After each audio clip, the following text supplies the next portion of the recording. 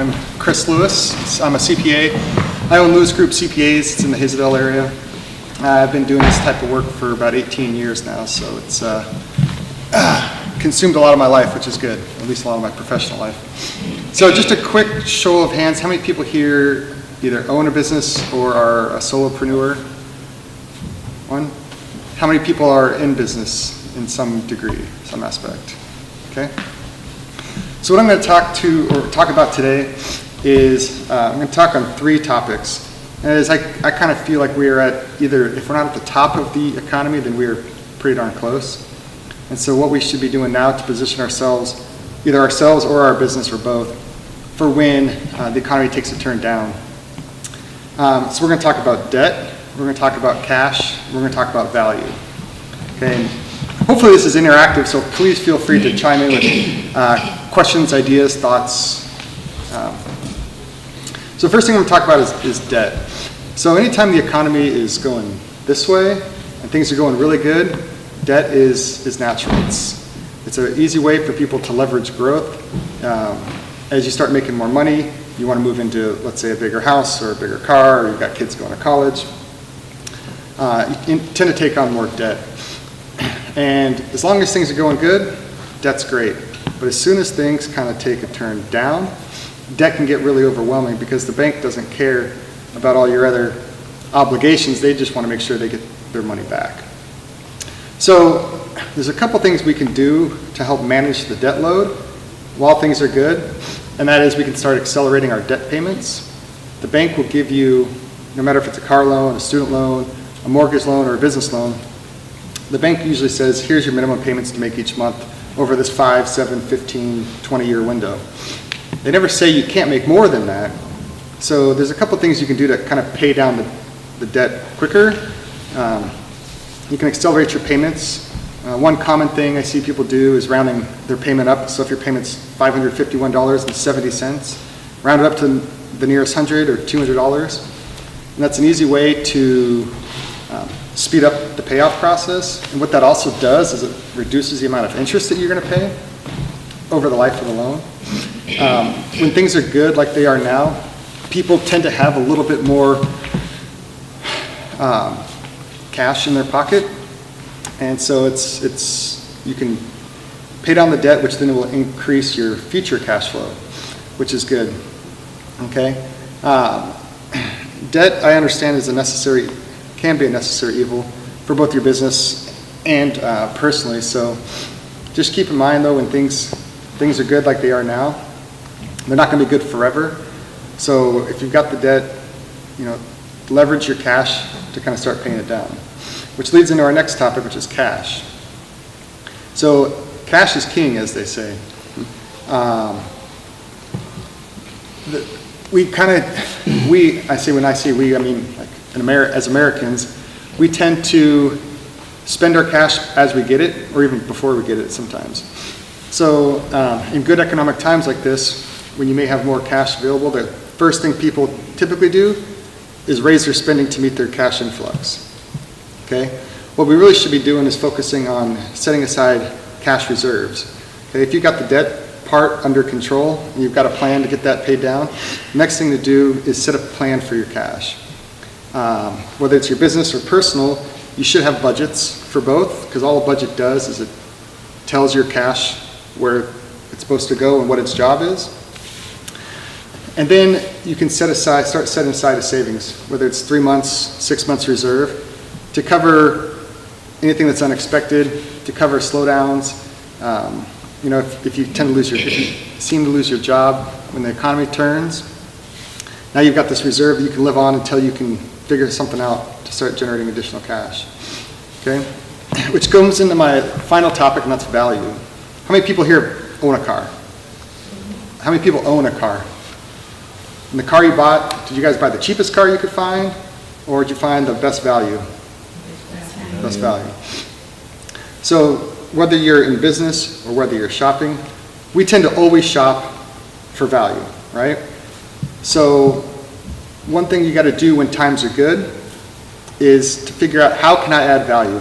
How can I add value to my employer? How can I add value to my clients? How can I add value to the community? Because when things start taking a turn down and people start ratcheting down their spending, they're going to look to see how they can stretch their dollar, right? So if they're going to spend $1,000, they're not going to go and buy the cheapest thing they could find for $1,000. They're going to spend $1,000 on where can I get the most value for my money. You guys, there's a TV show called Life in Pieces. Have you guys ever seen that? So it's a comedy show, but they've got this exterminator. They've got rodents outside, so they bring this exterminator in, and you could tell that they went for the cheapest guy they could find, because he comes in and he has got mud and just gunk from head to toe. He walks in their house and he's just got mud prints all through their house. He goes in the bathroom, he's there for half an hour, and comes out and says, "Oh, I'm sorry, your plumbing doesn't work." But that's kind of what you get when you look for the lowest price, not the best value. So one of the things we're constantly striving to do in good economic times is provide more value. Because you'll hear from a million different people that they're so busy that they can't even keep their head from spinning sideways.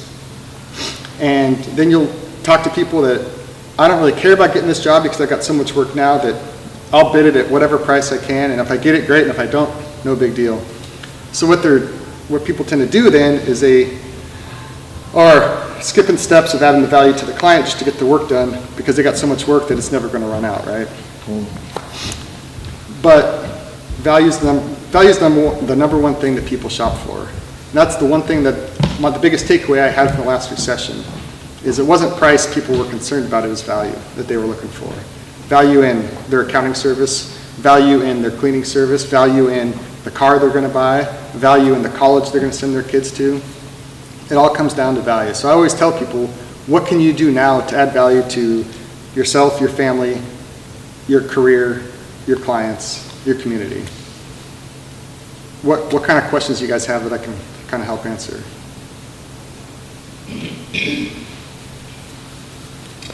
I guess I'll throw one question out.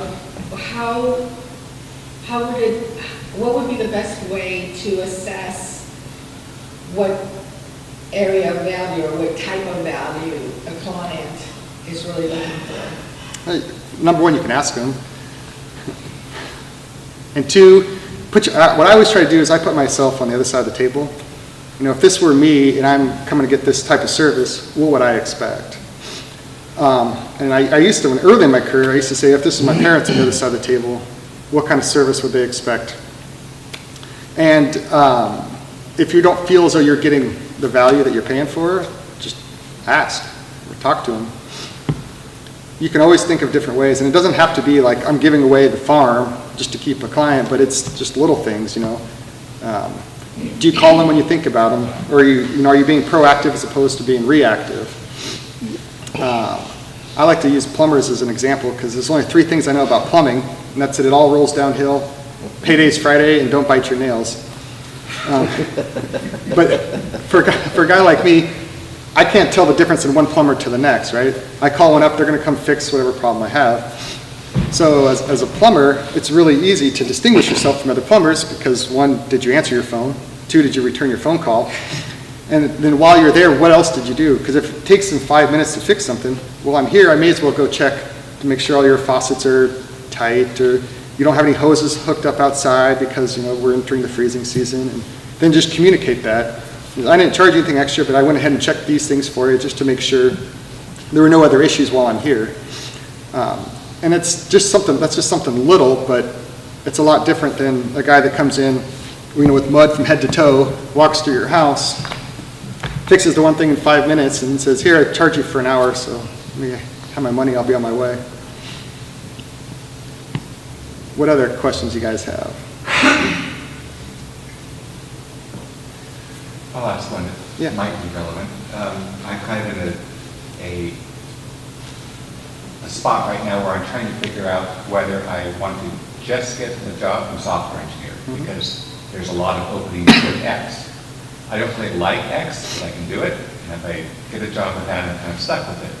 Or do I spend time while I'm not employed to learn Y, which may get me more jobs that I like doing down the road, but there's still no guarantee Or should I go out on my own and learn Z, which is incompatible, but kind of doing something else? So I'm trying to figure out what I should spend my time learning. How do I add value to some, where it's all just potential? Well, I guess I'll throw a question back at you, and that's which do you enjoy? Do you enjoy X, Y, or Z? It doesn't sound like you enjoy X. No, not really. Yeah. Y and Z that I enjoy. So, I mean, if it were me in a perfect bubble, I'd shoot for either Y or Z. Because X you can do, you know, all day, every day. You can always get work doing that, but if you don't enjoy it, I wouldn't waste time. I mean, I wouldn't spend my time doing something I don't enjoy. Right. But I also understand that it's easy and it pays the bills, 2 right? months before I have to spend more time getting up to speed on the last two. And it's getting to the point where I'm using so much of savings. So at some point, I'm going to have to go and do something just to get money in. So that's the other. Well, could you do a little bit of X while you're working on Y and Z, just to kind of help supplement? Still takes a little bit of time to get up to speed on the last two. So, Yeah. I don't have a magic answer. Yeah, darn. I always tell people just trust your gut. You know, your gut tells you how to feel, and there's reasons behind it, and I can't explain why, but I know that when I trust my gut, it usually, and I make a decision, it usually ends up working out in the long run. But I also understand the need for the cash inflow to kind of help get through. Yeah, so one question that I get from a lot of members, not a lot, but a fair share, is they will retire, or as they think they're going to retire earlier. In the tech industry, it's not uncommon to retire earlier than most industries. And so they have a set retirement, they have those things done, but ultimately, I think the majority end up going into a quasi-retirement because they start getting a little bit stir crazy because they retire too early. So what would be your advice when you're talking about savings and spendings, and when you're working and possibly not working in the beginning, but when you go to that retirement stage, say somebody's quasi-retired and now they're looking, hey, I might need to work, but and it's not necessarily financial gain. So the question would be, how do you manage that? What would be your suggestion managing that money when it's going into, when you're kind of quasi-retirement, whether you don't know if you're going to work? Or do you think keep things status quo? Do you try to pay things off earlier? What are your suggestions for somebody in that kind of situation? Okay, so my dad's a computer programmer, retired, right? So he's 72 now, but when he was 70, well, he's 65, he said he was going to retire, but then started ratcheting it down, and then got to the point that he would only work on projects as long as they were not time sensitive, and it was projects he wanted to work on. So he was in the same boat, as he's starting to ratchet down. Do I pay off my house? Do I do this? Do I do that? And I'm kind of the mindset to where while you're accumulating income, pay down your debt, because when you retire, you don't want to have the burden and the slave to the bank mentality. There's no freer feeling than not having to have a payment for a house, car, whatever it is. So my advice is, as you're starting to head into the retirement years, is to get rid of the debt. Because if you want to work, that's one thing, but if you have to work, that's a complete different thing. And now, when you first started out, you're talking about how debt and cash, and it's like it sounded to me like this is like you get one or the other, because you're saying times are good. So when times are good, you take on more debt. But take on more debt means you give up some cash. If you pay off your debt, then your cash goes down. So where's the balance? Well, that's where we got to find, right? So Yeah. what I meant was, as times are good, people and businesses tend to take on more debt, Right. right? Which is natural, because you want to grow while Right. growing is good. Right. And debt is a natural way to just leverage that growth, okay? But you can't get too burdened by the debt, otherwise you won't ever have any cash. So you've got to find that balance of taken on enough debt and I've got the cash flow to sustain it. Now I'm at the place where I've got the cash flow to sustain it and I've got a little bit extra. What should I do with this extra cash? Should I start paying down this debt? Should I go out and spend it elsewhere? And I think you got to find a point to where you're taking that extra cash, paying down the debt, and not leaving you cash poor. So I use this example in business all the time. It's very common this time of year for businesses to ask me, hey, I've got $100,000 of profit. Should I go buy some equipment before the end of the year so I drop it down to zero? And the answer I always tell them is don't go spend $1 to save a quarter. Because in taxes, if you spend $1, you're going to get a 25-cent deduction, basically. So what happens is people will go out and buy some equipment for $100,000 today, take the deduction, but not have any payments on it until January. So now they have a $100,000 deduction with no cash going out the door. So for the next 5 years, as they're paying it off, they got $20,000 going out the door on this debt. So then the next year comes along, they have another $100,000 of profit, but they really only have $80,000 of cash from that profit because they took 20 and paid it to the bank. And they get in the same position and they go buy another $100,000 worth of equipment, take on debt. So now the next year they got $40,000 of payments. And so you can kind of see as you accumulate more debt, your payments start to grow and they don't go away for quite a while, right? Because people tend to spend based on the payment and not based on the total asset price. Does that make sense? Yeah, I mean, that's fine, and just, Yeah. it's still, it's like, the idea is to hang on to some cash, but also to pay down your debt. Right, yeah.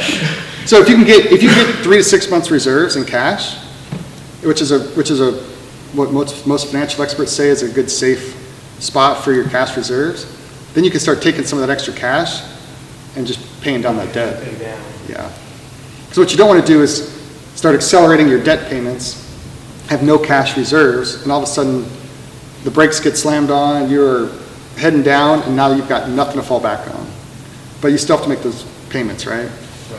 Right. So get yourself in a good spot, a good safe spot, and then start hammering those debt payments down. Do you recommend a certain debt to asset ratio or debt to cash ratio, which I know are two very different? It depends on what kind of business you're in. If you're talking personally, there's no specific ratio. I mean, obviously 0 would be the best, right? But I don't have a specific ratio that I use to help with people on that. It's just got to be something you can manage and handle and can stomach, really. Because a bank would definitely, they're going to give you a loan, they figure out where, that, they have a certain threshold for debt to asset ratio. And I don't remember if it was 3 to 1 or, I don't remember, it's just been a while since I had to go and get a loan. Right. And I do family banking mostly. Oh, okay. Which bank? No, family banking, it's like literally, like borrow from family. Oh. Gotcha, I gotcha.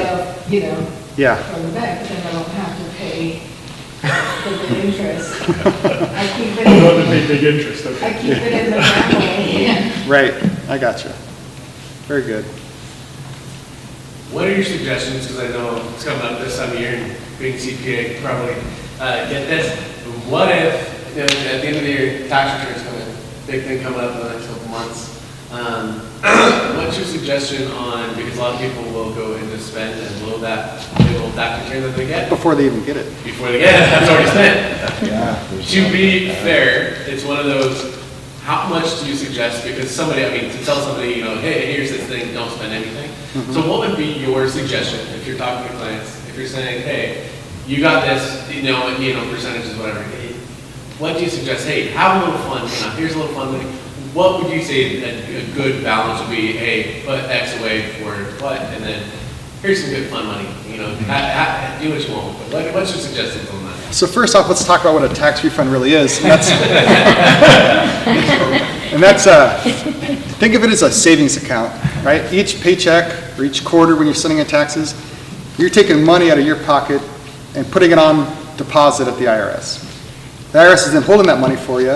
At the end of the year, they say, okay, reconcile your income, tell us how much your tax is, and you either owe us more money or we'll give you some of your money back. So if you get a refund, it's because you paid in too much throughout the year. So now they're giving you your money back. So what I try and tell people is, if you got this influx of cash, think of it as an addition to your savings account, because that's all it is. It's the savings account you have at the IRS, okay? So if you got this influx of cash into your savings account, do you have your 3 to 6 months cash reserve set up? Yes or no? If not, great. Now that you've got either a great start towards it or you have it. And if you do, okay, what kind of debt do you have that you can start paying down? And if you don't have any debt or your debt's under control, then now you can look at adding to your savings or even investing. So that's what I try and tell people. It's not really fun money because it's your money. It's an extra. It is fun because it kind of falls out of the sky once a year, right? Well, it's a lot nicer getting a refund than it is having them tell you that you shot on the wrong side. Yeah, that's very true. Very true. Because if you were already suffering for the money, it's like to get that bill from the IRS at the end of the year. But it's all expectations, right? Yeah. Good. What other kind of questions can I help answer? Let's talk about, from a job seeker perspective, a couple of odd conversations. Number one question, I've lost my job unexpectedly. I'm getting unemployment, which is a lot less than I've been used to. So again, my debt is starting to, I'm not making my payments like I have been. And you see a lot of ads about, we can refinance your debt and we can do this for you.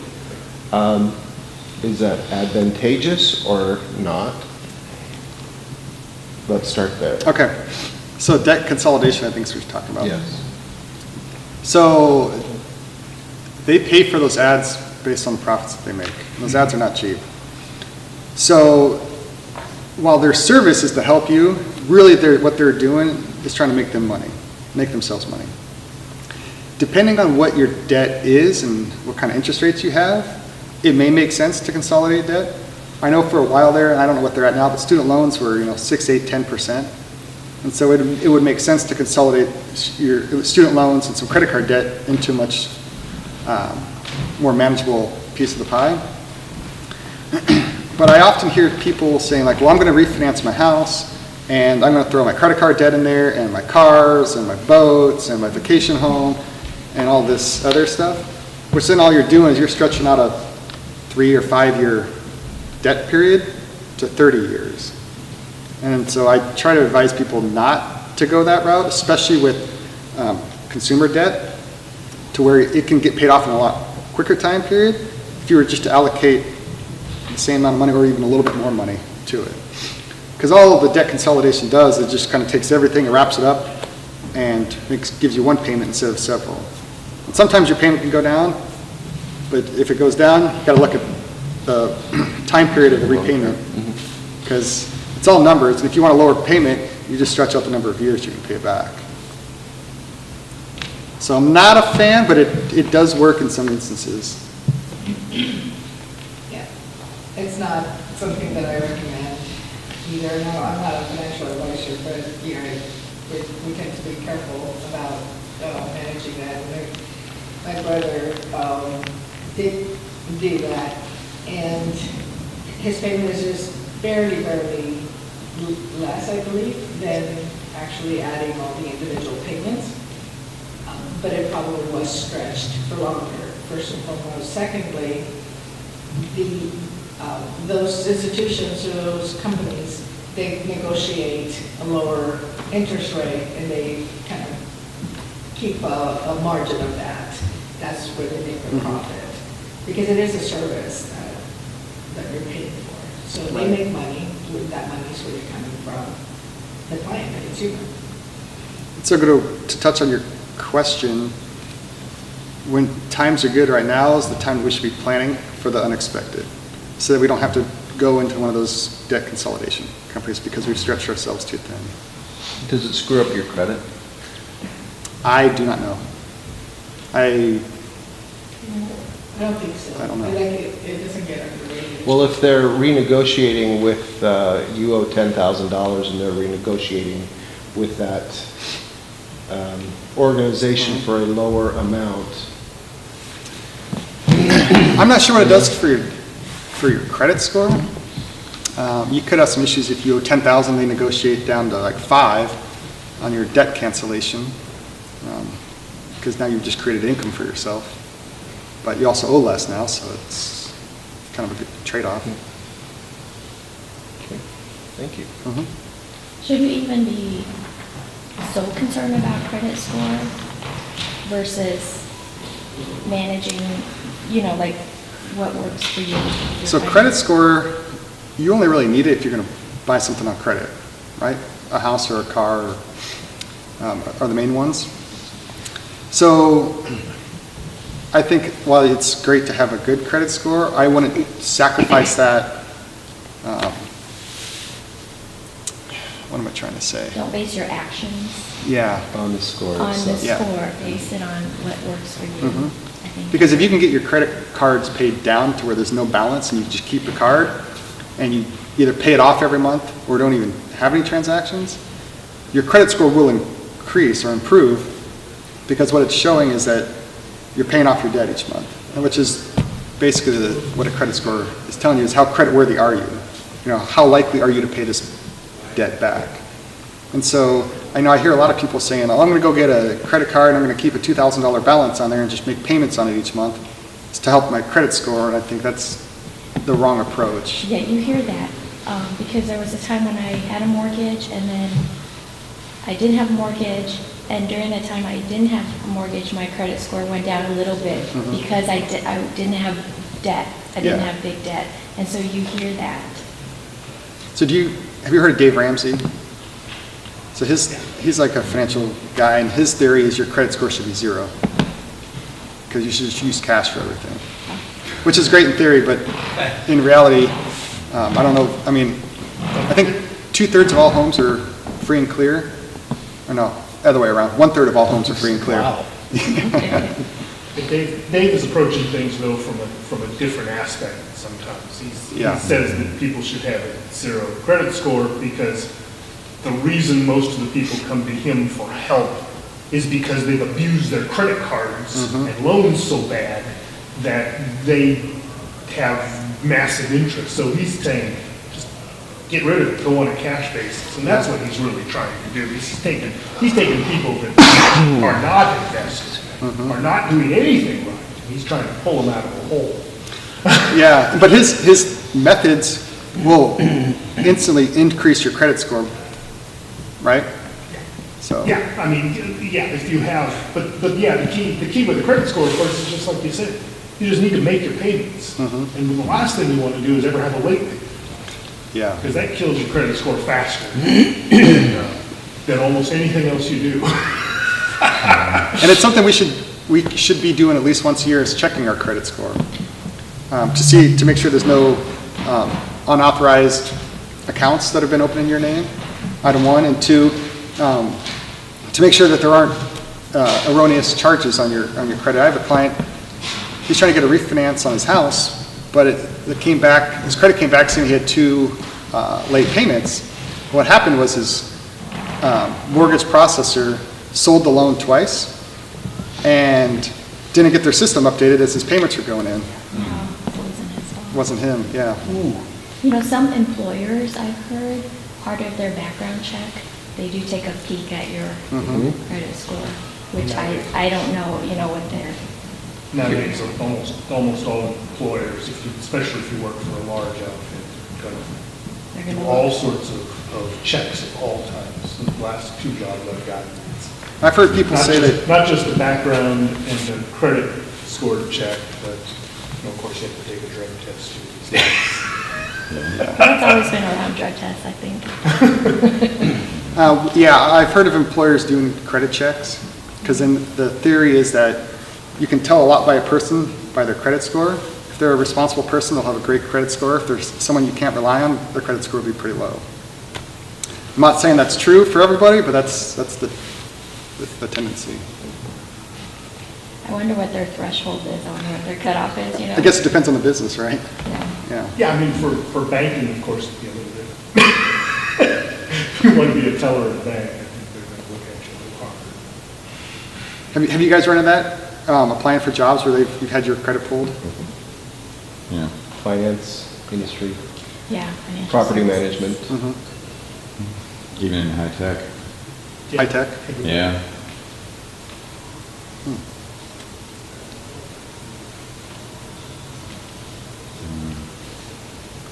Yeah, you said that the economy is really good. If you haven't been gainfully employed, the economy's not all that great. It kind of sucks. Yeah. I told my friend of mine, it almost kind of feels like since I went over 57, that it's closer to a Great Depression. Because you can't find anything. In high tech, you said? Yeah. I did find something last year, but it was through an Indian company that had a contract with an Indian company that had a contract with Intel in the U.S. And it was pretty low wage and no benefits. And to me, that does not say great economy. Not even in the slightest. Yeah. So, no. Well, you know, the perception of the economy is always based on, you know, they want to present this thing for the Yeah. country. Yeah. It's like the median income of, you know, the area. It's like, Oh, no. boy, I sure hope I'm not, you know, making the median income, because it Yeah. seems like it's always like, Yeah. but you have to remember, it's, Work source is always loaded Yeah. with people. yeah, no, And I've been keeping an eye on the job market, and there are tons of positions that are always posted but never seem to get filled. yeah, that's a common thing on the internet. It's, you know, I've never quite figured out how that works in high tech. Yeah, For some reason, there are jobs that are always there. Yeah. And what's odd about it is there are never jobs that seem to be for looking for anything in particular. They have a laundry list, Yeah. and there's always the same laundry list, job to job to job. Sometimes they change the title, sometimes they don't. Yeah. So the economy, Well, I mean, but yeah. it is better than it's been, because, you know, obviously, Somebody's working. you know, when we came up here 9 years ago, when the housing recession was down, it's like we got a good rate on our own, Yeah. Yeah. you know? In fact, we actually had to incur a little more debt in order to get a bounce down on the, I think it was like only a couple of $1,000 or something. I think in order to get our interest rate, they needed us to be up over 100K. So we borrowed a little extra on the Right. house, but it's like, you know, we're gonna have it paid off in, you know, maybe another 2 years. It'll be the second house I own free and clear. So it's like, to understand about, you know, it's eliminating the debt. Eliminating debt's not a problem. You just keep sending people money. Yeah. Even saving's not a problem. You just don't spend as much as you make. We tell that to the government? The problem is most people think like the government. You know, they're printing money, why can't I spend it? That's right. That's right. So as a CPA, in my line of work, I work a lot with individuals who have just lost their job. We invest in training and that. So as a CPA, is there a guide, or do you have resources? So if I lost my job as somebody that is now unemployed, what do I do now with my limited income and managing my debt and still not spending all of my cash and continuing to find a job that's going to add value to my life? And is there what am I trying to say? when I lost my job, I had no idea what to do with anything because I was so used to spending X, Y, and Z. So now I'm not. Who do I turn to for guidance while I'm looking for a job, because it could be 6 months, a year? So the first thing I would do would be to look at my spending budget and start looking at all my expenses and what are areas I can cut. You're not gonna be able to cut everything, right? You can't cut your housing, you can only cut food so low, you can only cut utilities so low. And once you've got your expenses to where you can live spending this much money, then you turn your focus on, okay, now I know I can live off whatever the number is, $2,000 a month or $4,000 a month. Now I need to go figure out what kind of work I want to do, and if you lost your job and there's a specific space you want to go, because that's what the whole purpose of this group, right, is for like a kind of meet up and network. So maybe it's, start networking, figure out where those resources are to help me find employment in a field that you want to do. I don't know if that specifically answers your question, but the first thing I would do is Budget. Because it all comes down to money at the end of the day, so. Yeah, if you were sound at the beginning, if you had the 3 to 6 months, cushion, then you don't have to worry the second you lose your job. I mean, all it means is you stop contributing to the emergency fund, like we did. I mean, I was paying a lot extra on our house because we wanted it paid off. Because a long time ago, we dropped below, where having the interest means anything on our taxes. Right. If you have a huge mortgage and you get big interest, yeah, you can write that off. But once it gets down to a certain level, it stops making any sense. And it all changed this last year when the standard deduction doubled. Exactly. And so now I've heard a few people. It's like it almost doesn't make sense to even worry about the interest on your Yeah. loan. I hear people say, well, I don't want to lose the interest deduction. It's not that great to begin with. Yeah, you're not losing anything. Right. So, but, so first thing we did was stop paying extra on the house. Instantly cut our expenses. I don't know, I was paying maybe 3 times the payment. So I went down to 1 time the payment. Yeah. So you instantly get a bump there. So it's like, it's all budgeting. Wasted money before, not wasted anymore. The nice thing about not having to commute is I save a bunch of money on gasoline. Oh, yeah. And you get your sanity back. Well, sort of. Yeah. Because now I spend all day on the computer not making any money. So can I ask you what type of services you provide Sure. as a CPA? So we work with a lot of, I call them closely held businesses. So typically we've got, 10 or less owners. A lot of times it's family members that are in business together. And it's across all different sectors from, trucking and transportation to restaurants, high tech, cannabis even. And we work with them on taxes and planning for the future and cash flow. It's kind of our core area of service we do. Okay. So it's small businesses? Mhm. Okay. So that was a lot of different industries. Yeah, there's only a couple that we try not to get into. Okay. We don't do anything with churches, nothing with not-for-profits. Okay. Try not to do any work with engineers. That's interesting. Why is that? Personality conflicts. That's funny that you say that because I'm a marketer, I do marketing, and I've always had conflicts with engineers as well. It's really hard for us to work together on a project because they don't understand the difference between benefits and features. A marketing person touts the benefits and the engineer would be like, well, it's 4-wheel drive.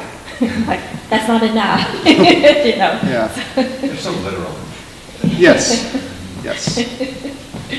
Anyway, it sounded like such a broad range. It's like, do you find that you need to have knowledge of the industry to really help?